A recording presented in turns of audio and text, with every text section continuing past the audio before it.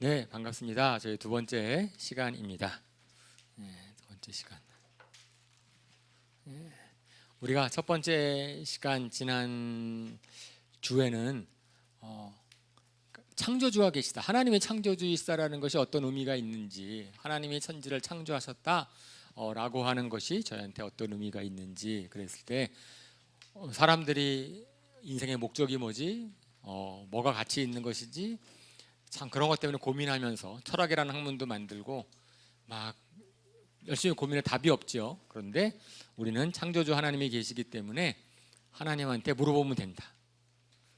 그렇게 얘기를 하고 있어요. 그래서 사실 창조주 하나님이 계시다라고 하는 거, 하나님 창조주시라고 하는 것이 정말 그것을 믿는 만큼 정말 우리에게 우리의 삶의 모든 것을 바뀔 수 있다 그랬죠. 가치관 바뀌고, 그러면 우리 생각이 바뀌고, 우리의 태도가 바뀌고 다 바뀔 수 있는, 그렇게 중요한 것이죠. 저희가 그래서 우리는 창조주 하나님을 믿습니다. 근데 문제는 하나님 창조하셨다라는 그 사실보다도 지난번에 말씀을 드렸을 때 중요하다고 생각하는 것이 그분이 어떤 분인가, 왜 창조하셨는가. 부모님이 계시는데 부모님은 우리가 부정할 수 없어요. 그죠? 부모님이 계셨기 때문에 저희가 있으니까. 그런데 우리가 기대하는 부모님이랑 다를 수 있잖아요. 나는 아주 그냥 이상적인 부모님을 생각하는데 실적으로 우리 부모님들은 그렇지 않을 수 있어요. 그죠? 그러니까 부모님 때문에 내가 있다라고 하는 그 사실과 부모님이 어떤 분이냐라는 것은 좀 다른 얘기죠. 그죠? 하나님 우리를 창조하셨을 때 하나님이 굉장히 엄한 분이야. 그럼 어떡하겠어요? 창조하셨는데 굉장히 엄하고 막 무섭고, 그러면 어쩔 수 없는 거예요. 우리 창조된 존재라면은, 그죠? 어쩔 수 없이 받아들일 수밖에 없잖아요. 그것을.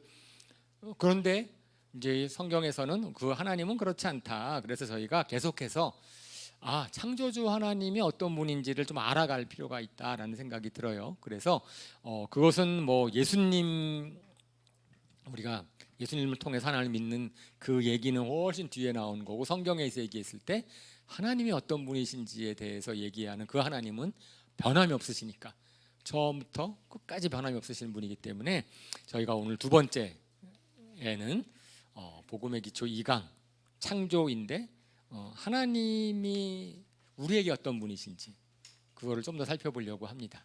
1강에서는 하나님은 창조주이시다라는 것 때문에 그 사실 하나로서 또 굉장히 우리가 달라질 수 있는데, 그걸 믿으면 이번 2장에는 그 인격적인 하나님, 그 하나님이 어떤 분이신지 들어가는 질문으로서 실질적으로 여러분들 살면서 이런 거죠. 기쁨과 만족이 많으세요? 짜증과 불만이 많으세요?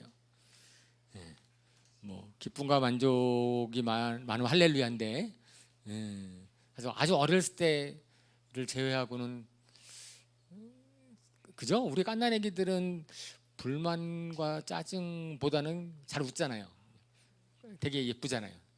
그죠? 그럼 오히려 방글방글 웃고 뭐 만족하고 뭐 그러다가 점점 자라면서 우리는 짜증과 불만이 많아져서 이제 커서는 불만과 짜증이 더 훨씬 많은 삶을 사는 것 같아요. 현대인들은. 요새는 무서운 사람들 많아요. 좀 건드리면 갑자기 화를 내. 그래서 왜 화를 내지? 나한테 잘못한 것도 없는데. 그러니까 이게 쌓여 있는 거야. 폭발해. 그래서 어딘가 누구한테 말만 해라 그냥 묻지마 폭행도 나오고 막 이상한 사회가 막 그런 거를 보면, 그게 우리 사회는 사회인데, 그럼 예수님 믿고 나서 바뀌어졌냐 이거죠. 그러니까 예수님 믿기 전에 짜증과 불만이 좀 있다가 그렇게 했는데, 예수님 믿고 나서 나는 기쁨과 만족이 많아졌다. 그럼 할렐루야죠. 당연히 그래야 되는 거라는 얘기입니다. 우리가 그래서 이제 그 얘기, 예수님을 믿었는데 난 여전히 불만이 많아, 짜증이 많아. 그러면은 뭐가 문제지? 그건 하나님이 원하시는 것도 아니고 하나님 의도하시는 게 아닌데, 이제 그런 거죠. 우리가 우리의 내가 뭘 믿고 있지? 내가 왜 그렇게 됐을까? 한번 생각해 보자라는 거죠. 그리고 저희가 또 자라면서 정말 나를 이해해주고 어떤 상황 가운데서도 나를 먼저 생각해주는, 나를 위해주는 분이 있는가? 그런 분이 하나님이신데, 그런 하나님이 있는 것이 우리한테 얼마나 감사한 것인지 우리가 이제 생각해 보기를 원합니다. 그래서 이제 오늘은 제가 노트는 이미 좀 미리 올려드렸는데 세 가지 꼭지로 같이 말씀을 나누려고 합니다. 창세기 1장 26절 27절 성경을 좀 같이 볼게요. 교독하겠습니다. 하나님이 당신의 형상대로 사람을 창조하셨으니 곧 하나님의 형상대로 사람을 창조하셨다. 하나님이 그들을 남자와 여자로 창조하셨다.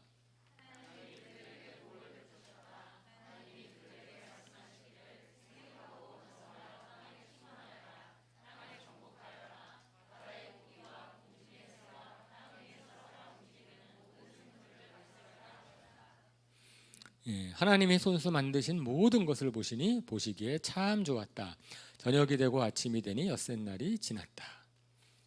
하나님이 땅의 흙으로 사람을 지으시고 그의 코에 생명의 기운을 불어넣으시니 사람이 생명체가 되었다. 아멘. 이것이 하나님이 사람을 창조하신 그 성경의 기록입니다. 저 이제 창세기 26장 27장 26절 27절의 말씀은 1장. 그건 다음 주에 더 자세히 볼 거예요. 저는 다음 주에 자세히 볼 거고, 오늘은 이제 그것보다 하나님이 사람을 창조하셨는데 하나님께서 그냥 저희가 지난주에도 잠깐 살펴보았지만은 그냥 만드신 것이 아니고 굉장히 이제 애정을 갖고 만드셨다라고 했습니다. 하나님의 애정을 갖고 사람을 만드셨다.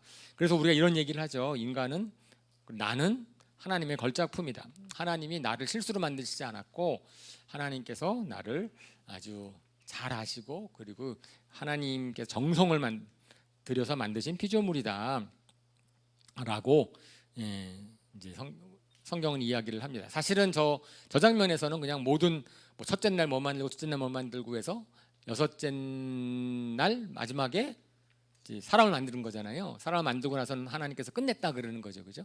끝냈다. 이제 그러는 건데 그러니까 그리고 저희가 얘기한 것처럼 지난주에 살펴봤지만은 하나님이 만드신 것은 인간이 만든 거랑 다르다. 인간이 만든 것은 뭐 교묘하고 복잡할 수는 있어도 신비감은 없다. 하나님이 만드신 것은 전부 다 신비롭다 그러는 거죠. 그럼 마찬가지로 우리 인간은 다 하나님 만드신 거기 때문에 심지어 우리 잘 아는 안치환 씨가 사람이 꽃보다 아름답다 그러잖아요.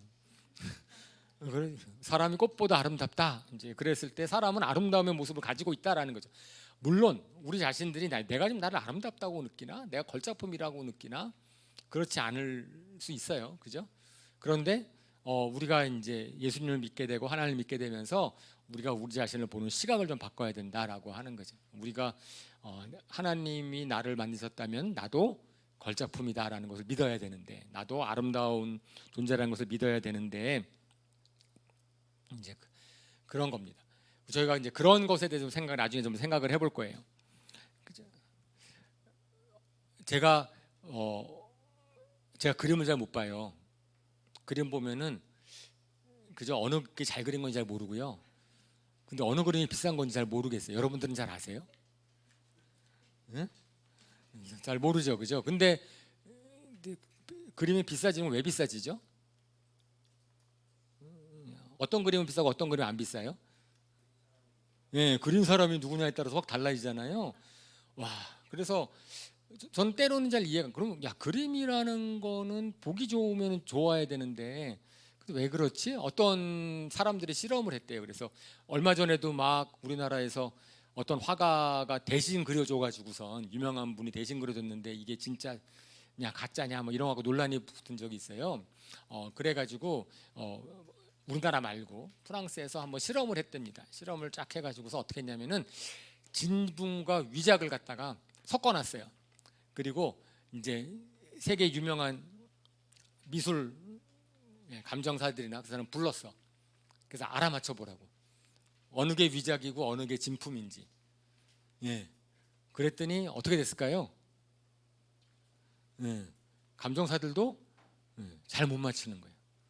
그런데 진품이랑 위작이랑은 값이 무지하게 차이나. 그죠? 이게 진품이라고 얘기했을 때는 뭐 정말 몇백만 원, 몇천만 원 가는 게 위작이 되는 순간에 만 원대로 떨어지는 거예요, 가격이. 그런 거가 보면은 그냥 보기 좋으면 될 것 같은데 가치는 그렇지 않다고. 왜 그런 거예요? 왜 그렇죠?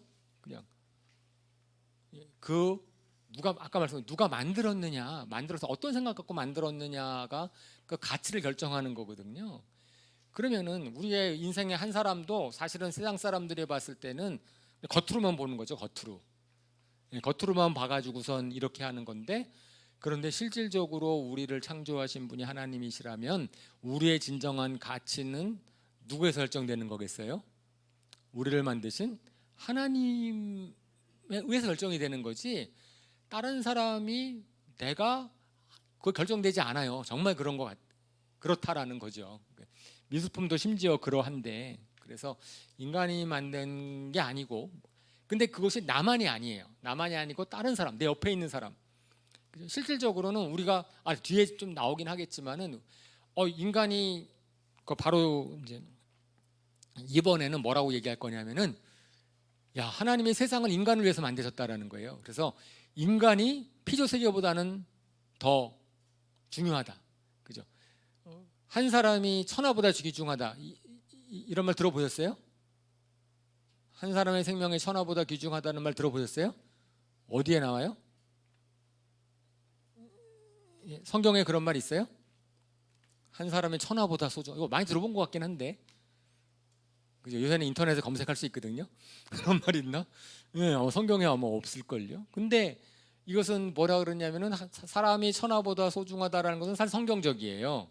성경에서 나온 개념이고, 그것은 뭘 얘기하는 거냐면은, 하나님이 사람 없는 천한 세상은 의미 없다. 그러니까 사람을 넣기 위해서 이 세상을 아름답게 만드셨다라고 이야기를 성경은 하는 거죠. 그래서 예를 들어서 이제 이런 거라고 우리가 비유를 합니다. 이 창조를 쫙 하는 걸 갖다가 보통 어떻게 비유를 하냐면은, 이제 부부가 결혼을 해서 이제 아이를 잉태를 했어요. 아이를 잉태하는데 애가 이제 언제 나올 거라는 게 되면은, 그러면 가만히 있다가 딱 애를 낳는다 그러지 않는 거죠. 그래서 아이를 낳을 준비를 하는 거죠. 방을 꾸미고, 그 다음에 뭐 이거 때로는 장난감도 만들어 놓고, 뭐 이불도 뭐 이런 것들 할 거 아니에요, 그죠? 잘 모르지만 어쨌든 이런 거 하겠죠. 그런데 하나 딱 하고선 보기 좋다 그러는 거죠. 보기 좋다 그러는데, 그게 왜 보기 좋으냐면은 거기에 누가 있을 거기 때문에, 아이가 있을 거기 때문에, 그죠? 아이가 있을 거기 때문에 만들어 놓고 보기 좋다 그러고, 장난감 하나 갖다 놓고 참 좋구나, 예쁘구나, 꽃 하나 갖다 놓고 예쁘구나, 뭐 이렇게 쫙 한 다음에, 그 다음에 이제 딱 아이가 나오면은, 그러면 모든 것이 다 끝나서 정말 좋다, 다 끝나는 거죠, 그죠? 근데 거기에서 아이가 싹 빠져버리면 그 전에 있었던 모든 좋다라고 하는 것들은 좀 약간 공허해지는, 뭐지? 이렇게 되는 거죠. 그렇다는 얘기죠. 그래서 이 창조 과정에서 하이라이트는 하나님이 인간을 위해서 천하 만물을 다 만들어 놓으셨고, 그런 의미에서 인간이 사실은 천하 만물보다 더 중요하다라고 이야기를 하는 거고요. 그래서 인간이 만물보다 더 가치 있는 존재다. 그래서 성경에서는 확실하게 하나님과 인간과 피조 세계 사이를 그렇게 구별을 해놨고, 그렇기 때문에 저희가 이게 진화론이라는 걸 받아들일 수가 없는 거예요. 성경적으로 봤을 때는 진화는 인간이 그렇게 다른 모든 것보다 의도적으로 우월하게 하나님이 의지를 갖고 만드셨다라는 것이 설명이 안 돼요. 진화에서는 그냥 이렇게 됐으니까. 그렇게 되는 것이 뭐에 관계가 있냐면, 우리 인간의 가치, 우리 인간이 어떠한 존재인지를 나타내는 거예요. 성경에서는 확실하게 인간은 동물과 다르다라고 이야기를 하고 있습니다. 3번에서 얘기하는 것처럼 다른 피조물과 같이 다른 피조물과 달리 인간은 영혼, 육을 가지고 있다. 그래서 영적인 존재다라고 얘기를 합니다.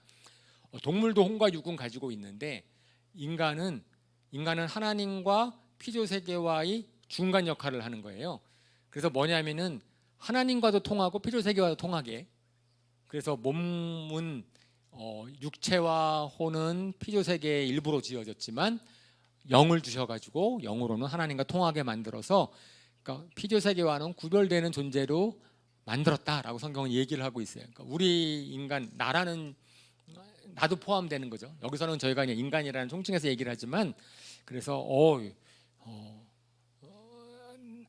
나라는 존재, 하나님이 우리 인간을 보실 때 어떻게 보시고 어떤 의도를 갖고 계셨는가 라고 우리가 생각할 필요가 있습니다.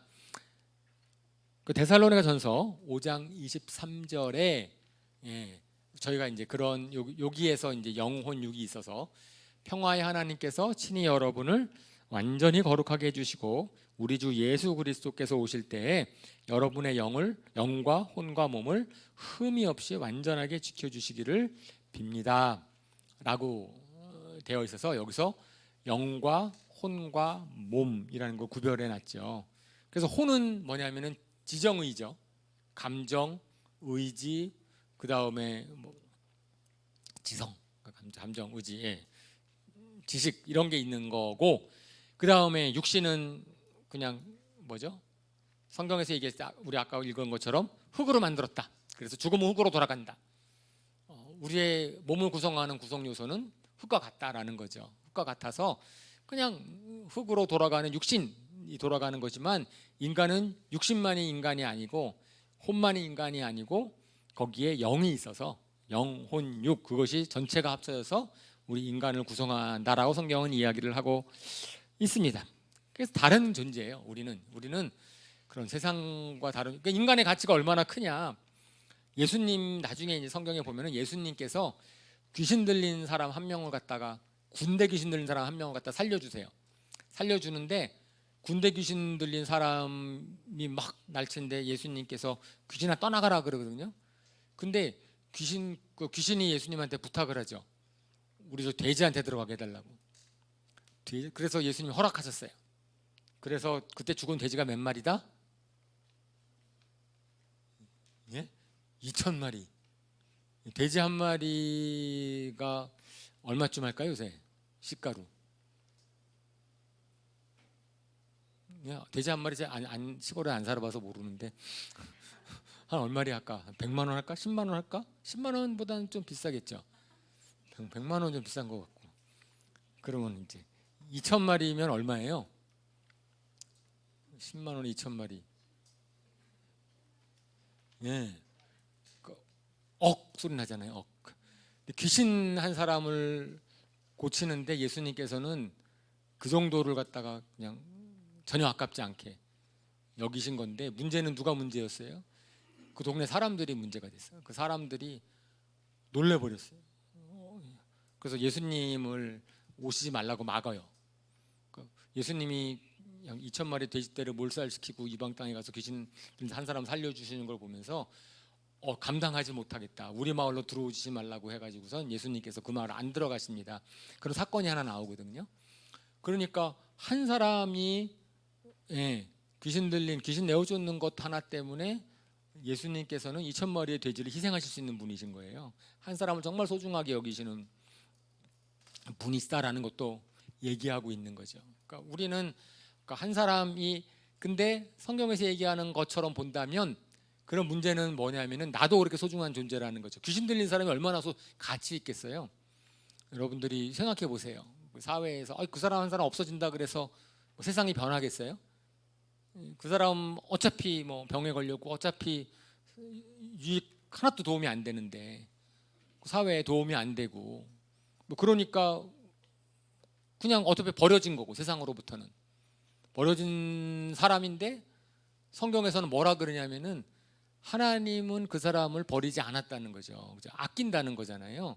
근데 그것이 성경에서 막 나올 때는 그런가 보다 남 얘기라고 생각할지 모르지만은 이렇게 얘기하는 거예요. 성경에서는 그 존재가 누구다? 나한 사람이 될 수 있다. 나한 사람이 될 수 있다. 성경에서는 그래서 이것이 남 얘기가 아니고 귀신 들린 사람이 병이 낫네. 그래서 이렇게 했는데 그러면 나도 하나님 예수님께서는 그렇게 되길 원하시겠구나. 내가 사람들보다 다 버림받고 다 어떻게든지 손가락 당하고 쓸모없다고 여길지 몰라도 그런 사람 한 사람을 위해서 예수님께서 행하신 것을 보면은 그러면 나도 그럴 만한 존재다라고 얘기해요. 잘난 사람은 잘난 사람이에요. 세상 잘난 사람은 누구나 다 잘났고 그래서 그 사람이 걸작품이다 그럴 때는 사람들이 그냥 그렇지 그러는데 문제는 그 내가 걸작품이냐, 그죠? 아니면 세상에서 좀 무시당하는 그 사람의 걸작품이라는 것에 대해서 동의를 하냐 이거죠. 우리가 보지 못하는 아름다움, 우리가 보지 못하는 가치는 누구 있다는 거예요. 그 사람한테, 하나님한테 있다는 거예요. 하나님께서는 그러기 때문에 저희가 한 사람 한 사람을 정말 아름답게 볼, 소중하게 볼 그런 이유가 있다라는 거죠. 그래서 하나님이 참 우리 인간 한 사람 한 사람을 소중하게 여긴다 라는 것에 대해서, 그것이 되면은 우리가 우리 자신을 보는, 지금은 좀 그렇지 않다고 느낄 수 있는 거예요. 좀 아까 얘기했지만은 지금은 다른 사람이 볼 때나 내가 내 스스로가 볼 때도 별 볼 없다고 느낄 수 있어요. 저는 분명히 그거는 세상 사람 그렇게 만들어 놨어. 세상이 그렇게 될 수 있어. 하지만은 그 눈이 하나님의 나를 보는 눈은 아니다라는 거죠. 성경에서는 확실하게 그것은, 그 성경에서는요 끝까지 처음부터 끝까지 계속해서 뭐라 그러냐면은 하나님의 눈이 항상 소외당한 사람, 이 세상에서 무시당하는 사람, 어려운 사람, 그런 사람들에게 더 가 있다라고 성경은 얘기를 해요.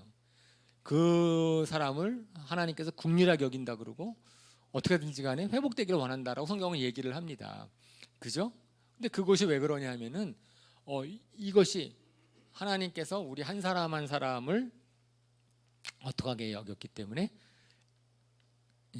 애정을 가지고 하나님이 만드셨기 때문에, 하나님의 손길, 하나님의 입김이 있기 때문에 그렇다라는 것을 우리가 믿냐 이거죠. 우리가 뭐 피카소랑은 대비가 안 되는 거잖아요. 피카소랑 대비가 안 돼. 피카소가 황소머리라는 작품을 하나 딱 만들었거든요. 황소머리라는 작품을 딱 하나 만들었는데, 그건 어떻게 만든 작품이냐면은 피카소가 딱 집을 나가서 길을 가다가 다 버려진 자전거 하나를 보고선, 망가진 자전거 하나를 보고선 자전거 핸들로 황소 뿔을 만들고 안장으로 황소 머리를 만들었어요. 그 색칠을 쫙 해가지고선 작품을 만들었어요. 그 망가진 자전거의 가치는 고철도 안 되는데, 그런데 그 작품이 얼마에 팔렸는지 아세요? 몇백억에 팔린 거잖아요. 그러니까 피카소의 손이 가서 그 망가진 자전거가 그렇게 가치 있는 존재가 됐다면, 그는 하나님이 한 사람을 만지시면, 하나님이 한 사람을 만지셔가지고 그 사람을 갖다가 바꿔놓으시면 우리는 얼마나 가치 있는 존재가 될 것인가. 이제 그러한 것을 우리가 이제 믿어야 되는 거고, 믿을 수 있는 거다. 이제 그겁니다. 하나님께서 정말 우리 그냥 인간은 걸작품이다라고 하는 것을 넘어서서 나 한 사람도 걸작품이 될 수 있다. 어디서? 주님 안에서. 우리가 그걸 발견해 나가는 거예요. 그러면 내가 볼 때 이런 내가? 그러면 그 가치는 뭐냐? 그건 나중에 또 설명을 하겠죠. 한 사람의 가치, 정말 그 사람이 그러면 도대체 가치 있다는 게 뭔가, 그런 거에 대해서. 자, 그리고 창세기 2장 8절에서 9절, 사람을 딱 만들었어요. 오케이, 그건 하나님이 만드셨어요. 그리고 가치 있는 존재다라고 하는 것은 성경에서 이렇게 얘기해서 알고 있습니다. 창세기 2장 8절에 9절에 이렇게 또 얘기합니다. 우리 같이 읽어볼까요? 시작. 주 하나님이 동쪽에 있는 에덴의 동산을 일구시고 지으신 사람을 거기에 두셨다. 주 하나님은 보기에 아름답고 먹기에 좋은 열매를 맺는 온갖 나무를 땅에서 자라게 하시고 동산 한가운데는 생명나무와 선과 악을 알게 하는 나무를 자라게 하셨다. 아멘. 여기에서는 그러면 하나님께서 이제 사람을 이제 오히려 2장은 1장이랑 약간 반대처럼, 1장에서는 순서대로 첫날 빛이 있어라 그러고 두 번째 날 뭐 물을 나누고 세 번째 날 이렇게 만들었잖아요. 근데 2장에서는 반대로 사람을 창조하시고 사람을 동산에 일구신 것처럼 이제 그래 가지고선 오히려 설명이 사람을 중심으로 기록되어 있어요. 근데 뭐 저희는 이제 1장이랑 2장 같이 읽으니까 그건 알죠. 그러면 이 표현하는 거예요. 1장에서 만드신 창조한 그 동산이 바로 에덴 동산인 거죠. 그러니까 에덴 동산을 창조하셨다라고 얘기하는 거죠. 근데 잘 아는 것처럼 에덴이라는 뜻은 기쁨이라는 뜻입니다. 완전히 만족스러운 곳, 완전히 기쁜 곳. 그러니까 기쁨이 충만한 하나님께서는 사람을 딱 만드신 다음에 사람을 거기에 두셨어요. 사람이 정말 기쁘고 아주 즐겁게 살고 싶었어요. 그러니까 한마디로 말해서 뭐예요? 하나님은 우리가 기쁘게 살길 원하세요. 그죠? 하나님은 우리가 기쁨에 살기를 원하세요. 그래서 우리 잘 아는 것처럼 데살로니가 전서 5장 16절에서 18절, 저거는 그냥 많이 외우시죠? 그죠? 가장 노력을 조금 들이고 외울 수 있는 성경 구절, 한꺼번에 세 절을 한꺼번에 외울 수 있는 성경 구절 아닙니까? 너무나 잘 아는. 그죠? 우리 한번 볼까요? 시작. 항상 기뻐하십시오. 끊임없이 기도하십시오. 모든 일에 감사하십시오. 이것이 그리스도 예수 안에서 여러분에게 바라시는 하나님의 뜻입니다. 개역개정은 좀 외우기도 쉬웠는데, 항상 기뻐하라, 쉬지 말고 기도하라, 범사에 감사하라.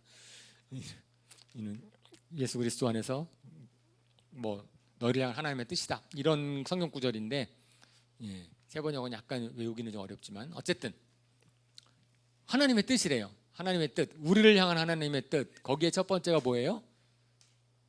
항상 기뻐하라, 쉬지 말고 기도하라, 범사에 감사하라. 이것이 우리를 향한 하나님의 뜻이다. 하나님은 우리의 이거는 에덴 동산을 만들었을 때 하나님의 향하는 심정이 나중에 오늘날 우리에게 적용되는 거죠. 그죠? 그래서 하나님은 우리가 어떻게 살기를 원하세요? 항상 기뻐하기를 원하세요. 범사에 감사하기를 원하세요. 그죠? 그러면 이제 제가 2번처럼, 근데 정말 그래요? 항상 기뻐할 수 있어요? 슬픈 일이 많은데, 어려운 일이 많은데, 항상 아까 저 처음에 들어간 것처럼 했지만 범사에 감사하라, 모든 일에 감사하라 그러는데 불평불만이 더 많을 수 있는데 어떻게 감사할 수 있습니까? 그러니까 당신이 기쁘고 행복하다고 느끼는 때는 언제입니까? 항상 항상 기쁘진 않죠, 그죠? 솔직하게, 그죠? 항상 기쁘진 않잖아요. 그럼 언제 기뻐요? 언제 기쁜가?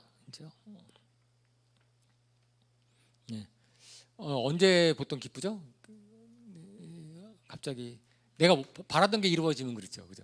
우리가 간절히 바라던 게 이루어지면 정말 기쁘고, 정말 바라던 게 이루어지면 기쁘고, 갑자기 복권 당첨되면 어떤가? 이제 우리 복권도 바라는 사람은 당첨되면 기쁠 거예요. 근데 우리가 바라는 게 이루어지면 또 언제 기쁘죠? 언제 기쁠 수 있을까? 정말 바라는 게 이루어졌을 때 기쁘면은 평생 기쁠 날 별로 없어요. 언제 바라던 게 이루어진 적이 있어야지. 그죠? 그래서요. 그래서 정말 기쁠 수 있는, 정말 바라던 게 이루어지면 기쁜 거 맞아요? 바라던 게 이루어지는 게 기쁜 게 맞아요? 맞죠? 바라던 게 이루어지면 기쁜 게 맞죠?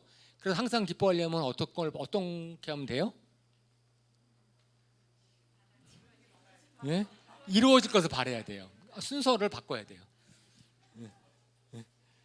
바라는 게 이루어지면 기쁘잖아요. 그러면 이루어질 것을 바라면 기뻐져요. 그죠?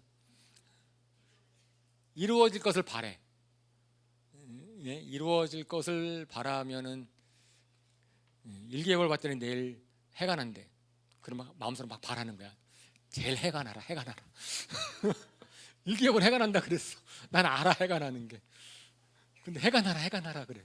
해가 났어. 기쁠까요? 네, 좀 기뻐요. 실질적으로 바라면 기쁘다니까요. 좀 너무 엉터리 말 같지만 실질적으로 우리가 바라는 것이 안 이루어지면 문제가 생기니까. 근데 제가 그렇게 얘기하는 것은 우리가 뭘 바랄 거냐, 바라는 거에 대해서 이건 제가 지금 해놨고 일기예보건 좀 심했죠. 과장이죠. 사실은 이상하잖아요. 그러면 제가 그 정도 수준을 얘기하는 건 아니고, 그런 수준을 얘기하는 건 아니고, 그러면 안 되고. 근데 하나님은 신실하신 분이시고 하나님을 통해서 우리가 이제 기쁨의 요소를 발견하면은, 그러면 우리가 기쁠 수 있다라는 것이 성경에서 계속 얘기하고 있는 바입니다. 성경에서 얘기하고 있는 바가 뭐라고 얘기하고 있는 바냐면은, 예수님께서는 요한복음 15장 이렇게 말씀을 하세요. 내가 정말 바라는 것은 내 기쁨이 너희 안에 충만해지길 원한다. 심내 요한은 나는 신랑의 친구로서 너무 기쁘다, 기쁨이 충만하다 그러고요.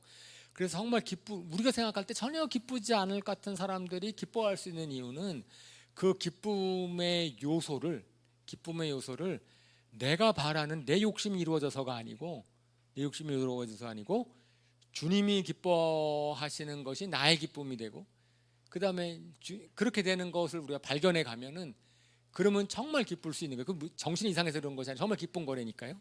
정말 기쁘죠. 그래서 저는 만약에 여러분이 기쁘지 않다면, 나는 예수님을 믿는데 아니 그냥 사는데 짜증이 좀 많고 기쁘지 않아, 그러면 정말 잘 됐어요. 여러분들 이 시간이 필요한 거예요. 그래서 복음의 기초가 필요한 거예요. 제가 복음의 기초를 좀 해야 되겠다, 하면 좋겠다라고 얘기하는 게 우리가 정말 하나님이 원래 뭘 원하셨는지를 우리가 바로 알면은요, 그럼 우리의 초점이 흔들리지 않아요. 제가 학교에서 학생들한테 가르치고 뭐 할 때도 항상 얘기하는 게 그거예요. 제가 연구를 하는데 컴퓨터 연구를 하잖아요. 그러면 학생들이 자꾸만 헷갈려. 막 하다 보면 딴 데로 가. 뭐가 중요한지 잠깐 놓쳐버려요. 그러면 저는 계속해서 우리가 이 연구를 왜 하는지, 논문을 쓰면 여기서는 우리가 뭘 얘기하려고 하는 건지를 갖다가 그거 흔들리지 마라, 그거 때문에 하는 거다. 그런데 그걸 벗어나서 다른 일 자꾸 신경이 쓰여요. 하나님은 나를 기쁘게 하길 원한다고 하는데 나는 왜 예수님 믿으면서 왜 이렇게 안 기쁘고 왜 이렇게 머리 아프고 힘들고 그런가? 그러면은 이거는 좀 다시 생각해보자. 내가 어디서 지금 이런 문제가 생기는지 다시 한번 확인해보자. 왜 하나님의 뜻은 너무나 분명한데, 그죠? 그래서 근데 그러면은 어쩌면 제가 잘못된 걸 바라고 있고, 어쩌면은 저희가 뭐죠? 가장 핵심적인 것에서 뭔가 좀 벗어나게 만드는 뭐가 있었다는 거죠. 그러면 잠깐 바꿨으면 좋겠다라고 하는 겁니다. 그래서 성경에서는 에덴 동산을 주기를 원하셨는데 에덴 동산은 너무나 좋은 거예요. 사람들이 전부 다 바라는 유토피아, 파라다이스 뭐 이런 건데, 그런 거를 주기를 원하시는 하나님의 우리를 향한 마음은 안 바뀐다라는 거죠. 안 바뀐다. 그럼 하나님은 우리에게 최선을 주기를 원하신다라고 이야기를 합니다. 최선을 주기를 원하신다고 하고, 그것은 뭐 우리가 이건 다음 주에 더 많이 얘기를 할 텐데, 이제 하나님의 형상대로 지음받았다라는 것이 참 이제 묵상하면 묵상할수록 거기에 참 의미가 많이 있는 건데, 우리가 생각할 게 많은데, 어쨌든 사람들도요, 정말 사랑하는 사람이 있으면은 최선을 주기를 원하세요. 부모님은 자녀가 잘 되기를 원해요. 그러는 것처럼. 그래서 하나님은 우리를 예수님을 믿으면서 양자 삼는다 그러는데 자녀 삼는다 그랬어요. 자녀 삼는다 그랬던 이유는 뭐냐면은, 왜 자녀 삼아요? 하나님 우리를 자녀 삼는다 그랬어요. 그것은 뭐냐면 우리가 아는 바대로, 그죠? 자녀에게 최선을 주고 싶어 하시는, 정말 좋은 거를 바라고 싶어 하시는 부모님의 마음이거든요. 상속도 주고, 그죠? 아울러서 모든 것을 다 주려고 하는. 그러니까 하나님은 우리에게 최선을 주기를 원하신다라는 것을 우리가 결코 잊어서는 안 된다. 믿지 마라라고, 그러니까 잊지 마라라고 성경은 항상 이야기를 하고 있습니다. 그래서 그죠? 우리 항상 기억할 것은 하나님은 선하시다. 선하신 하나님이 남한테 선한 게 아니고 나한테 선하시다. 나한테 최선을 주기를 원하신다. 나한테 최선을 주기를 원하신다라는 거죠. 그랬을 때 저는 이 하나님이, 성경에서 얘기하는 이 하나님이기 때문에 저희가 그런 거 있잖아요. 우리 요새 막 이제 앞으로 마지막 때가 다가오면은 헷갈리게 만들 거다. 사람들을 뭘 때문에? 종교다원주의라는 것이 헷갈리게 만들 거라고 얘기를 해요. 그죠? 그냥 하나님은 다 똑같은 하나님 아니야? 유대인의 하나님, 이슬람의 하나님, 알라. 저 성교지에서는 어쩔 수 없이 무슬림 쪽에서는 우리가 만난 하나님을 알라라고 얘기를 해요. 왜냐하면 그분들에게서 하나님은 알라니까. 그런데 거기 그 창조주 하나님 거기도 알라니까. 그러면 알라, 이슬람을 믿던 같은 창조주 하나님이니까. 그래서 그들도 성경이 있고, 유대교 구약의 창조 하나님을 믿으니까 유대교의 하나님도 있고. 그러면 그 하나님을 믿는 거랑 그 다음에 우리가 예수님을 통해서 믿는 하나님을 믿는 거랑 같은 거 아니에요? 같은 창조주 하나님 아니에요? 같은 성경에서 같이 돼 있는데 그러면은 그렇게 해가지고선 타 종교랑 화해하고 그래서 이해하고 막 이렇게 하는 종교다원주의라고 하는 것, 모든 종교에게도 뭐 나아가서는 구원이 있다라고 얘기하고 뭐 이런 식으로까지 얘기를 하는 것 때문에 사람들이 헷갈릴 거다. 마지막에 어떻게 생각하세요? 예. 그럼 이슬람이 말하는 알라랑 유대교에서 말하는 하나님이랑 그 다음에 우리가 믿는 하나님이랑 같은 분인가요? 같은 분인데 이름이 여러 개인 거예요? 그 헷갈리면 안 되죠, 그죠? 안 되죠, 그죠? 예, 이름은 같은데 다른 분이기 때문에 문제가 생기는 거죠. 동명이인이죠, 동명이인. 동명이인. 예, 저는 제가 옛날에 옐로우북 아니야 전화번호부 있을 때 제 이름이 똑같은 사람이 있는지 찾아보려고 애를 썼어요. 없더라고요, 다행히. 네, 그래서 네이버에 검색해 보세요. 제 이름 지금 저밖에 안 나올 걸요 아마. 네, 워낙 특이해서. 하지만 대부분의 아마 여러분들 이름 치면은 여러분 계시죠? 그죠? 다 다른 분이죠. 이름은 같아도 다른 분이죠. 이름이 같아도 그거 마찬가지인 거죠. 하나님이라고 했을 때 유대교의 하나님이나 타종교의 하나님은 우리가 믿는 하나님과 다른 분이에요. 인격이 달라요. 왜냐하면 거기서 얘기하는 성경 얘기하는 이런 분이 다르기 때문에 그래서 우리가 그분을 믿을 수가 없다는 거예요. 그래서 비교 이슬람의 신, 유대인의 신, 그들이 만든 신, 그들이 믿는 신은 어떤 신이죠? 그들이 믿는 신은 이렇게 피조물에 대해서 애정을 갖고 있는 분이신가? 피조물에게 최선을 다주기를 원하시는 분이신가? 우리를 사랑하셔서 아들을 줄 수 있는 분이신가 하면 전혀 그렇지 않잖아요. 그들에게 있어서 신은 두려움의 대상이죠. 그 다음에 그들에게 있어서 신은 권성징악이죠. 그죠? 그리고 거기에서는 사람들이 신의 비유를 맞춰야 되죠. 그래서 항상 사람들이 종교에서 따질 때 왜 신을 언제 찾아요? 일이 잘 풀 때 찾아요, 신이? 아니요, 일이 잘 풀 때나 신은 안 찾아요, 그죠? 항상 뭐 홍수가 나거나 태풍이 불거나 아주 뭐 병에 걸리거나 자기 어쩔 수 없을 때 그럴 때에 신을 찾아가지고선 왜냐하면 해결책이 없으니까 신의 비유를 맞추려고 그리고선 이렇게 되는 것은 신이 우리를 벌을 내린 것이다라고 얘기를 하고 그런 신을 찾잖아요. 이거는 근데 그것은 뭐 그러냐면은 사람들이 만들어낸 사람들의 신이죠. 저는 그래서 성경을 얘기할 때 저는 나중에 야, 그 성경 사람이 만든 거 아니야? 성경도 다른 종교처럼 사람이 만든 거 아니야? 라고 이렇게 의심할 사람들이 있어요. 그런데요, 이런 하나님을 사람들은 도저히 못 만들어내요. 예, 사람들이 생각하는 신의 개념 중에서 어떠한 신이 피조물을 위해서 희생하는 신이 어디 있을 것이며 피조물을 그렇게 사랑하는 신, 그걸 사람들이 만들어낸다고요? 사람들이 성경에서 그렇게 꾸며 썼다고요? 자기를 위해서? 그러나서 유대교를 나중에 봤더니 그런 하나님 안 믿는다 그래서 다 죽여버리고 무서운 신인데 실질적으로의 그 마음, 그 하나님께서 성경에서 얘기하는 하나님이 얘기하는 이 신은 그죠? 너무나 이게 사람이 만들었다고는 생각할 수가 없는 그런 신이거든요. 그죠? 그러니까 저희가 너무 감사한 거고 그런 하나님 우리가 믿을 때 그런 하나님이 우리의 경험이 되면 그야말로 이게 너무나 좋은 거죠.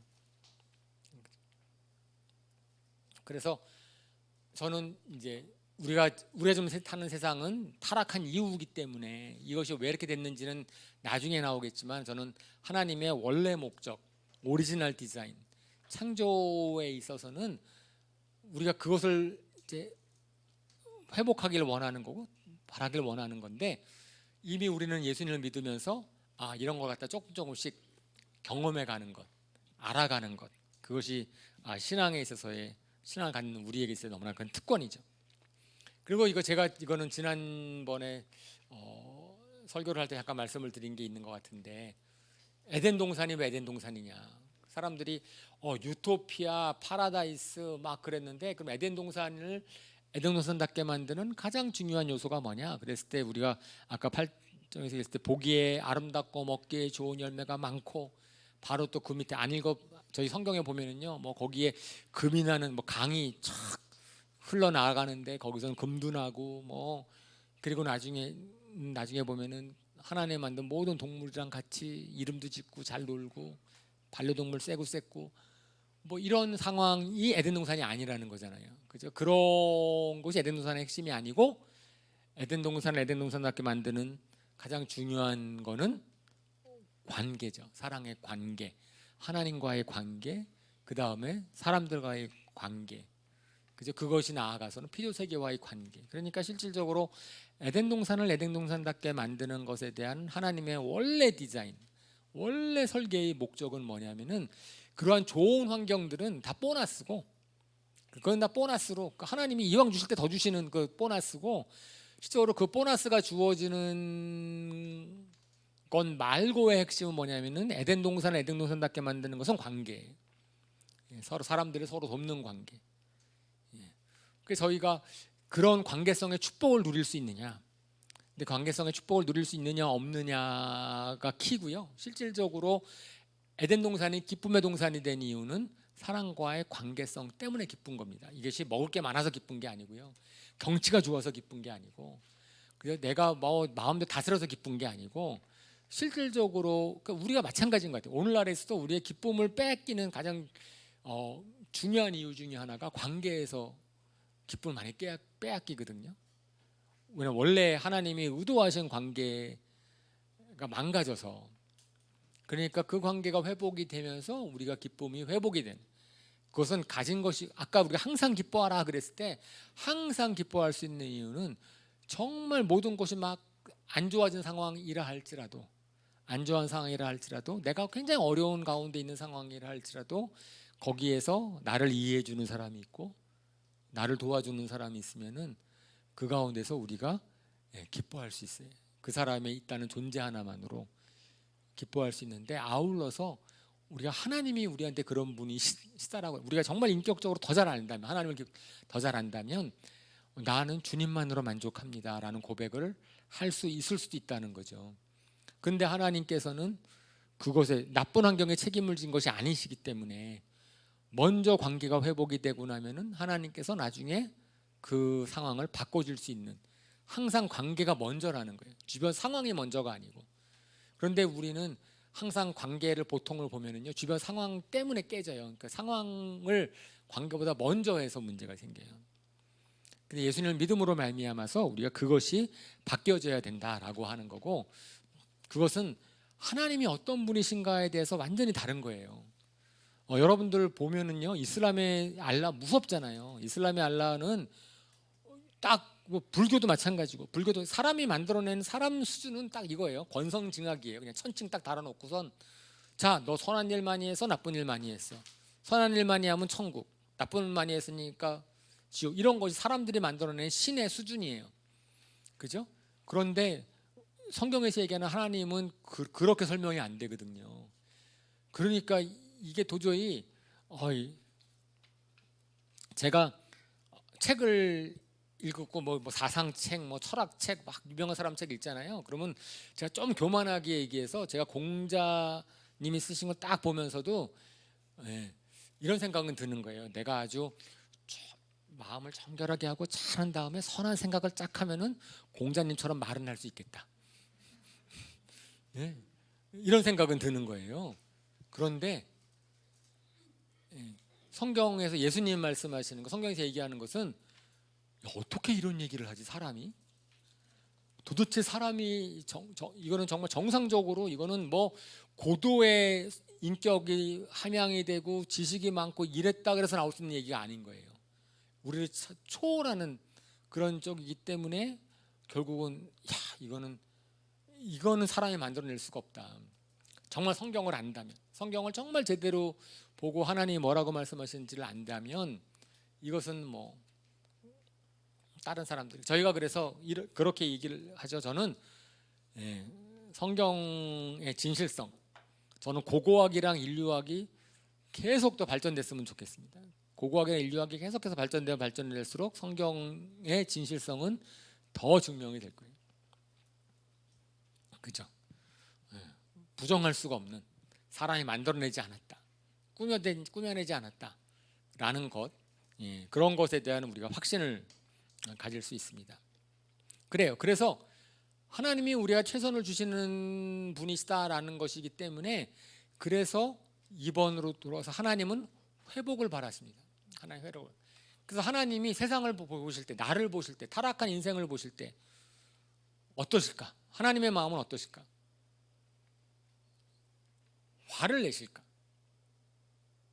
내가 너를 그렇게 만들지 않았는데 너는 그렇게밖에 못 사냐? 화를 내실까? 예? 아니요. 성경에서는요, 하나님이 우리를 보는 눈은 항상 어떤 눈이에요? 긍휼의 눈입니다. 긍휼의 눈. 우리가 정말로 행복하지 않고 기쁘지 않게 살 때는 하나님께서 우리를 볼 때 너무 안타까우실 거예요. 저는 그거를 느껴요. 왜냐하면 제가 봐도 안타까운데 하나님은 얼마나 안타까우실까. 예수님 믿는다 그러고 예수님을 잘 믿으려고 하는데 막 이렇게 힘든 부분이 있으면 제 마음이 되게 아프거든요. 그러면 근데 그 마음은 어디서 왔을까? 저는 하나님의 마음이 아닐까라고 생각을 하는 거죠. 그래서 성경은요, 사람을 망하게 만드는 그 존재에 대해서 굉장히 미워합니다. 사탄을 정말, 하나님은 사랑의 하나님이신데 여러분들 어떤 사람 헷갈려요. 사랑의 하나님이 어떻게 화를 낼 수 있어? 사랑의 하나님이 어떻게 그럴 수 있어? 그럼 사랑 맞아? 이렇게 여러분들 사랑을 절대시하지 마세요. 사랑을 너무나 절대시하면 사랑이 우상이 돼요. 우상. 다시 말해서 그러면 예수님을 막 하나님 믿고 잘 믿었다가 그러면 지옥을 부정하는 사람들이 있어요. 사랑의 하나님이 지옥을 만들었을 리가 없다. 여러분들 사랑이라는 이념을 가지고선 생각을 하면은, 그러면 야, 하나님의 사랑의 하나님이시라는데 어떻게 잘못했다고 지옥을 만들어서 평생 벌 받게 해? 이거 좀 말이 안 되는 거 아니야? 그러는 거, 사랑이 먼저가 아니고 하나님이 먼저인 거예요. 예. 하나님이 사랑의 하나님이신데, 그러니까 하나님은 자신이 아끼는 사람을 망쳐버리는 것에 대해서 얼마나 화가 나겠어요. 한 사람, 그래서 예수님께서 뭐라 그러세요? 너 저 젊은 소자를 실족하는 사람은 어떡하라고요? 연자 맷돌을 바다에 그냥 다리에 묶어서 빠뜨려 버리래요. 그 사람은 어떻게 돼요? 죽어 안 죽어? 연자 맷돌을. 그죠? 사랑의 하나님이 너무 말이 잔인해. 어떻게 연자 맷돌을 메고 빠뜨리래? 뭐 어떻게 했다고? 소자 하나를 실족했다고. 뭐 죽였다는 것도 아니에요. 실족했다는 것 갖고선 연자 맷돌에 이거 과장법이에요. 그게 하나님의 마음인데, 하나님이 한 사람을 얼마나 소중하게 여기면 그 사람을 망쳐버리는 것에 대해서는 너무 미운 거예요. 화가 나시는 거예요. 예수님이 왜 바리새인들한테 독사의 자식들아 그래요? 이 바리새 입장을 보면 너무 답답할지도 몰라요. 바리새인들은 나는 그래 하나님 잘 믿으려고 애를 썼고, 그죠? 나는 하나님 잘 믿으려고 애를 썼고 그렇게 율법 지키려고 애를 썼는데 그 사람들 입장에서 볼 때는 얼마나 억울했을까? 억울하지 않겠어요? 그죠? 성경에서는 바리새인을 나쁜 사람이라고 막 얘기하니까 뭐라 그러지만은, 근데 그 사람들 입장에서 봤을 때는 내가 그렇다고 저 사람 막 창녀짓하고 아니면 도둑질하고 세리처럼 살지도 않았고 율법을 잘 지키려고 했는데, 예수님이 저들한테 가서는 막 그렇게 잘해주시더니 우리 보고서는 막 화를 내고 독사의 자식들이라고. 왜 그래요? 예수님께서 말씀하셨을 때 바리새인들이나 그들을 보고서 너는 어떻게 하는지 천국문을 가로막고 있는 존재다. 하나님에 대해서 오해하게 만드는 존재다. 사람들로 하여금 하나님으로서 멀어지게 만드는 존재다. 너희가. 그렇기 때문에 예수님이랑 한판 붙는 거. 예수님이 그들을 갖다가 막 물리치잖아요. 그러면 이거 인간적으로 봤을 때 잘 이해가 안 되지만 우리 거기서 이해를 하는 거예요. 야, 하나님이 보는 무엇이 옳고 무엇이 그른지, 정말 하나님이 무엇이 옳고 그른지는 한 사람이 하나님께 더 나아갈 수 있냐, 하나님을 더 알게 되느냐 모르게 되느냐, 한 사람이라도 구원을 하기를 원하는데 거기에 방해가 되느냐 아니면은 그걸 도와주느냐. 왜? 무엇보다도 뭐가 중요하니까? 생명이 중요하니까. 한 사람이 소중하니까. 한 사람이 소중하니까 그렇다라고 하는 거죠. 그래서 하나님께서는 이런 책도 있잖아요. 하나님이 고치지 못할 사람은 없다. 세상에 어떠한 악한 죄를 졌어도 하나님은 그 사람에 대해서 긍휼의 마음을 갖고 계신다라고 얘기하는, 회복을 원하신다라고 얘기하는 것. 그러니까 하나님 회복의 기회를 주신다라고 성경은 이야기를 합니다.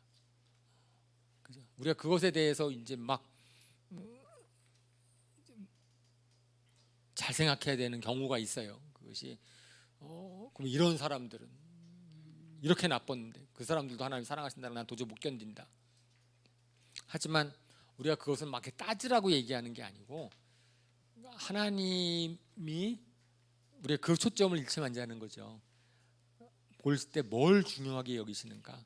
그 한 사람이 얼마나 정말 잘 사는가. 우리는 한 사람 갖다가 너무나 쉽게 그냥 무시해 버릴 수 있는데 하나님은 전혀 놓치지 않고 그 사람 행복하길 원하는 거예요. 기쁘기를 원하는 거고, 그리고 사실은 저희가 그러한 것이 경험되어지는 곳이 이제 교회가 되는 거죠.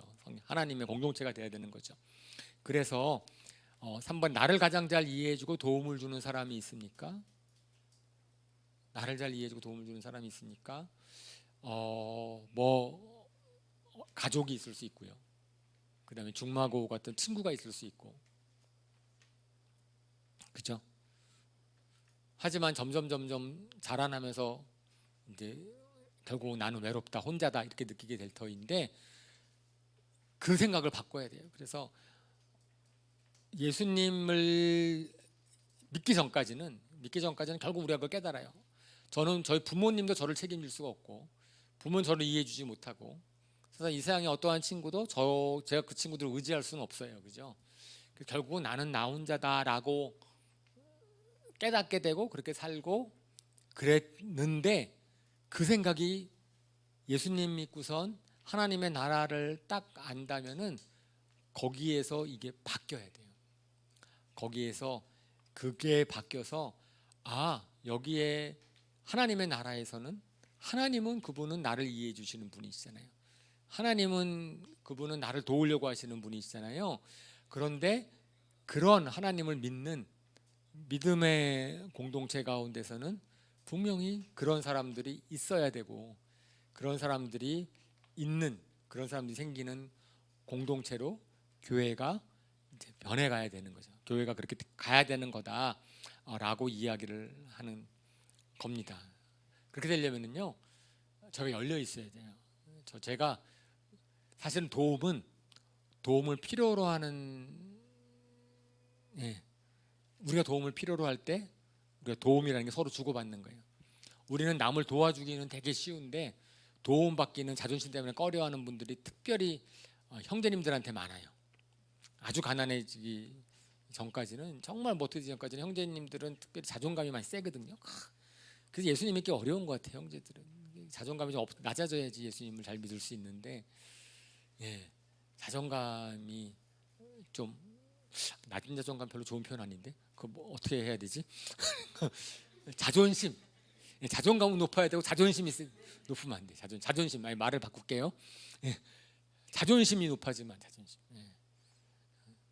자존심을 낮춰야 되는데, 교회에 왔을 때 그럴 때는 다른 사람들의 도움을 기꺼이 받고, 그 다음에 기꺼이 받은 도움에 대해서는 어떻게 돼야 돼요?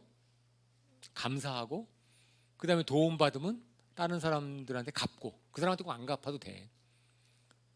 그 사람한테 안 갚고 저 다른 사람한테 갚으면 되고, 이렇게 돼서 우리가 서로 돕고 서로 이해하는 그런 사람들이 생기는 것.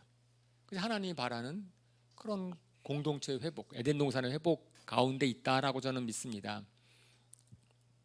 그리고요, 그리고 우리가 잘 아는 로마서 8장 28절, 시간이 많이 좀 빨리 하면, 하나님을 사랑하는 사람들 곧 하나님의 뜻대로 부르심을 사람들에게는 모든 일이 서로 협력하여 선을 이룬다는 것을 우리는 압니다. 너무 잘 아는 말씀이죠. 그랬을 때 그것은 우리가 하나님을 사랑하기만 하면, 그러면은 궁극적으로 하나님께서 모든 것을 선하게 바꾸실 것이다. 그죠? 그 믿으시죠? 그죠? 지금 나의 상처, 지금 과거의 어려움, 그런 모든 것들이 결국은 나중에 하나님께서 다 선하게만 바꾸실 것이다. 가룟 유다의 배반이 예수님의 마음을 아프게 했을지 모르지만 하나님께서는 그 배반을 쓰셔가지고 당신의 일을 이루시고, 성경에서 한 사람의 역사 가운데서 일어났던 많은 어떠한 어려움들도 궁극적으로는 하나님이 협력해 선을 이루실 것이다 라는 것을 우리가 믿는다면 소망 가운데 인내할 수 있다라고 하는 거죠. 그래서 믿음의 사람들은요, 믿음의 사람들, 제가 아브라함 같은 사람 볼 때 우리가 그런 거예요. 우리가 예수님 믿으면은 당신은 왜 교회 가요? 예배 드려요? 교회 가고 예배 드리는 걸 좀 꺼려할 수 있어요. 그걸 의무감으로 할 수 있고, 주일 성수, 우리 그 참 나쁜 전통 아닌데 이렇게 예배라고 하는 것이 의무감이나 뭐 가면은 잘못하면은 그 신앙생활이 율법적이 되거든요. 근데 성경에서 보면은 다윗 같은 사람은 정말 놀라운, 저는 다윗 같은 사람 보면 정말 놀라요. 이 사람은 어디서 배웠지? 그죠? 다윗이 율법을 얼마나 많이 깨는데요. 율법이 없는 일을 얼마나 많이 해요. 아브라함, 사실은 모세한테 주신 율법과 관계없이 산 사람들이 있어요. 모세에게 주신 율법 10계명과 관계없이 산 사람들, 모세 이전에 태어났던 믿음의 사람들, 10계명이 뭔지 모르고 살았으니까. 근데 아브라함은 가는 곳곳마다, 어디 갈 때마다 처음에 제단을 쌓아요. 그죠? 그리고 다윗 같은 사람은 다윗이 했던 이런 걸 보면은 모세 율법이랑은 전혀 관계없이 해요. 네. 근데 왜 그래요? 그들에게 있어서 예배는 자연스럽고 너무나 하나님을 가까이 하는 것이 자신 인생에 너무나 도움이 되는 거예요. 하나님 없이 못 살겠어. 하나님밖에 믿을 게 없어. 하나님이 정말 나를 위하는 분이야 라는 것에 대한 고백이 예배고, 그렇기 때문에 그것 때문에 예배에 나오는 거예요. 그러니까 저희가 예배를 나와서 하는 것도 우리의 초점이 그냥 종교니까, 교회니까, 신앙생활이니까 거기에서 이제는 어떻게 하나님과의 관계 가운데서 하나님으로부터 도움을 받고 하나님의 말씀을 또 기대감으로 나오는 거죠. 오늘 예배에서는 하나님께서 나한테 어떻게 말씀을 하실까? 어떠한 교훈을 주실까? 나는 어떠한 심령의 회복이 있을까? 예배 나오면 마음이 회복이 되고, 그러면 예배를 나와야죠. 그죠? 그렇게 되는 거죠. 저는 하나님의 우리를 향한 마음이 안다면 그러면은 그게 확 바뀌는 거예요. 종교 생활이 신앙 생활로 바뀝니다. 교회에 나오는 것이 종교 생활이 아니고, 그죠? 그것은 나의 신앙 생활이 된다.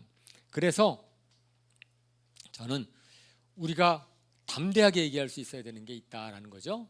세 번째로 뭐냐면은 우리에게서 최선의 삶은 언제 주어집니까? 예수님을 믿으면 주어집니다. 나의 인생의 가장 최고, 내가 기쁘게 살 수 있고, 내가 행복하게 살 수 있고, 그 다음에 어쨌든 가치 있게 살 수 있고, 모든 게 살 수 있을 것은 예수님 안에 있습니다. 예수님 믿으면 됩니다. 그런데 그냥 예수님 믿는다고 저절로 되는 게 아니라는 거예요. 예수님이 저절로 되는 게 아니고, 먼저는 관계성 가운데서 하나님이 어떤 분인지, 아까 우리가 찬양했을 때 영생은 하나님과 그 아들 예수님을 아는 것이다. 요한복음 10장 3절에 있는 말씀이 아까 찬양에 나왔는데, 그것을 우리가 이제 간증할 수 있으면 좋겠다라고 하는 거죠. 하나님의 인도하심을 따르면 인생이 바뀝니다. 성경에서 베드로가 어부로 살다가 예수님의 제자가 된 것도 그렇고, 다윗이 목동에서 양치다가 이렇게 크게 쓰임 받은 것도 그렇고, 그런 거. 그리고 거기에서 이제 두 번째로 아까 얘기한 에덴 동산의 회복에 관련된 거예요. 그래서 하나님은 내가 남보다 잘나는 것을 바라지 않으세요. 그렇죠? 하나님이 나한테 뭘 바라실까? 나는 내가 남보다 잘나기를 바라고, 내가 영광 받기를 바라고, 인정받기를 바라는데, 하나님은 그렇지 않으십니다. 아멘? 하나님은 내가 잘나기를 바라지 않으세요. 그러지 않고 남보다 얼마나 잘났느냐보다는 얼마나 남을 위해 사느냐를 하나님이 바라신다라고 얘기를 하는 거죠. 그래서 제가 계속 이거는 정말 최근에는 아주 강조하는 말입니다. 예, 그죠? 같이 인생의 목적이 뭐냐? 크리스찬의 인생의 목적은 남을 위해 사는 것이다. 제가 지난주에도 말씀을 드렸을 것 같은데, 예, 남을 섬기는 거고요. 나 때문에 남이 행복해지는 겁니다. 그러면은 저는 교회에서 만약에 이런 하나님의 마음을 알고 하나님이 바란 에덴 동산을 그런 그리게 된다면, 하나님의 뜻을 알게 된다면, 그러면 다를 거예요. 그죠? 제가 얘기를 하잖아요. 10명이 모였을 때 다 내가 잘 되기를 바라면, 아무도 자기가 잘 되기를 바라면 다 불행해져요. 그죠? 아무도 안 도와줄 테니까. 그런데 남이 잘 되기를 바라면 모든 사람이 다 행복해져요. 그죠? 9명이 나를 위하거든요. 10명이 모였을 때 각자가 9명이 다 나를 위하기 때문에, 다 서로를 위하기 때문에 나는 9명으로 사랑을 받는 존재가 되는 거예요. 그런데 내가 사랑받기를 원하는 마음으로 품고 있잖아요. 그럼 다 불행해져요. 저 사람은 왜 나를 사랑 안 하지? 저 사람은 나를 이렇게 사랑 안 하는 것 같은데. 근데 그 문제는 어디서 와요? 내 마음 먹기에 달린 거예요. 그죠? 그래서 서로가 저 사람이 잘 됐으면 좋겠다. 저 사람이 잘 됐으면 좋겠다. 이러한 마음을 품었을 때, 그것이, 그러니까 우리가 하나님의 성령이 우리 안에 계시면 하나님의 마음을 우리가 깨닫게 하시거든요. 근데 하나님의 마음은 어떤 마음이에요? 하나님의 마음은 당신이 잘 되기를 바라는 마음. 성령님이 딱 오시잖아요. 성령님이 우리 안에 주시는 소원은 내가 잘 되기를 바라는 소원을 주실까요? 아니요. 그거 아니에요. 욕심은, 나의 욕심, 나의 옛사람은 내가 잘 되기를 바라는 마음 계속 주는데, 성령님이 오시면 아니야 그게 아니야. 그죠? 나는 저 옆에 사람이 잘 되기를, 너가 저 사람을 더 잘 되기를 바래, 이런 마음을 주실 거거든요. 그렇게 되면은 그것이 이제 에덴 동산이 되는 거죠. 하나님의 마음이니까. 그래서 우리가 맡기는 거예요. 그러니까 우리의 행복, 기쁨을 회복시켜 주는 그런 비결을 하나님께 맡기는 건데, 그 시작이 4번 약함을 인정하는 것부터 시작입니다. 약함을 인정하는 것. 여러분, 행복은 우리가 추구한다고 주어지는 게 아닌 걸 아셔야 돼요. 우리는 우리 마음대로 할 수 있는 것이 하나도 없어요. 나는 내 건강도 책임지지 못하고요, 가족의 형편도 책임지지 못하고, 자녀도 내 마음대로 안 되고요, 경제도 내 마음대로 안 되고, 이 나라도 내 마음대로 안 되고. 여러분 마음대로 될 수 있는 거 뭐 있어요? 하나라도 돼보세요. 내 마음대로 할 수 있는 거 뭐, 내 인생 가운데 정말 없어요. 정말 없죠. 내 마음대로 할 수 있는 거가 뭐 있나? 그죠? 내일 일을 안 몰라요. 내일에 무슨 일이 있을지 어떻게 알아요? 아무것도 모르는데. 그리고 우리가 딱 그거를 딱 인정하고 그러면은 이게 맡기는 거예요. 그러니까 그죠? 우리 그 유행가 가사도 있잖아요. 내 마음 나도 몰라, 뭐 그런 거라든지 뭐 그런 거. 근데 내 마음을 누가 알아요? 하나님이 하신다. 하나님이 근데 하나님이 나한테 최선을 주기를 원하시는 분이시다. 그러면 하나님한테 맡기는 거예요. 하나님 맡겨라. 약함을 극복하기 위한 방법은, 세상적인 방법은 너가 강해져라, 너가 노력을 해라, 너가 최선을 다해라. 그러는데 하나님의 방법은 나를 의지해라, 나한테 맡겨라.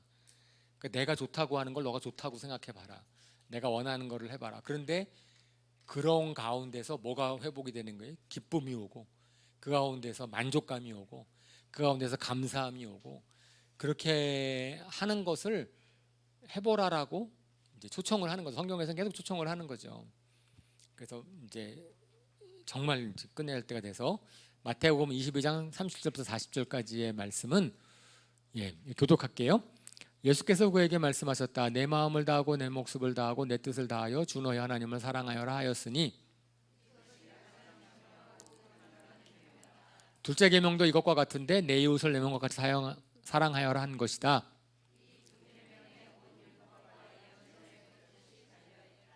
네, 잘하는 것처럼 율법과 예언서, 성경, 하나님의 말씀에 모든 뜻이 다 두고에 딱 달려 있다라는 거죠. 그것이 우리가 하나님을 사랑해라. 그 다음에 이웃을 사랑해라. 우리를 창조하신 목적이 하나님과의 사랑의 교제를 나누기 위한 거다. 믿음은 관계성이고 우리는 주님이 주신 선물을 바라는데 하나님께서는 선물보다 주님을 바라길 원하신다는 거. 선물은 완전히 보너스니까 주님을 사랑하길 원하시고, 그리고 그 가운데서 이웃을 사랑하길 원하십니다. 아, 2번, 3번은 다음 시간에 할까 보다. 영. 그러니까 우리가 하나님을 사랑한다는 게 뭔지 때문에, 하나님을 사랑하는 게 뭐지? 하나님과 어떻게 관계를 맺지? 우리는 영적인 존재여서 그렇다라고 하는 거죠. 그래서 그 영적인 존재, 영적인 세계에 관심을 가져야 됩니다. 성령님에게 열려 있어야 돼요. 여러분 영적인 세계 믿으시잖아요, 그죠? 이거는 아무래도 다음 시간에 하겠습니다. 시간 약속 있으니까 다음 시간에 할 수 있어요. 제가 다음 시간에 마저 하겠습니다. 그래서 정리하는 질문을 적어봤습니다. 그런 겁니다. 예수님을 믿는다. 예수님을 믿는다 그랬을 때는 우리에게 있어서는 정말 소망이 있어야 돼요. 그것은 내가 바라는 것이 이루어지는 것이 아니고 에덴 동산의 축복을 회복하는 것입니다. 거기 에덴 정말 기쁨의 동산, 행복의 동산, 만족하는 동산인데 그 에덴 동산의 축복은 관계성의 축복이에요. 관계성의 축복입니다. 그리고 그것은 우리 마음대로 되지 않습니다. 그렇죠? 어떻게 하면 에덴 동산의 축복을 회복할 수 있을까? 그랬을 때는 정말 하나님께서 우리는 스스로 약한 존재이고 우리가 스스로 사실 그걸 겸손하게 인정을 하면 그러면 이제 하나님께서 우리를 도우시는 거예요. 에덴동산의 축복을 회복하도록. 그래서 에덴동산의 축복은 우리가 추구하는 게 아닙니다. 하나님이 주시는 거예요. 그래서 우리가 하나님께 우리의 신을 맡기는 것, 그것이 신앙생활이라고 성경은 이야기를 합니다. 우리 잠깐 이 시간에 기도합시다. 우리가 다시 확인하는 겁니다. 이미 잘 아시는 것일 터인데 정말 하나님께서는 우리 한 사람 한 사람들이 정말 기쁘고 행복하기를 원하세요.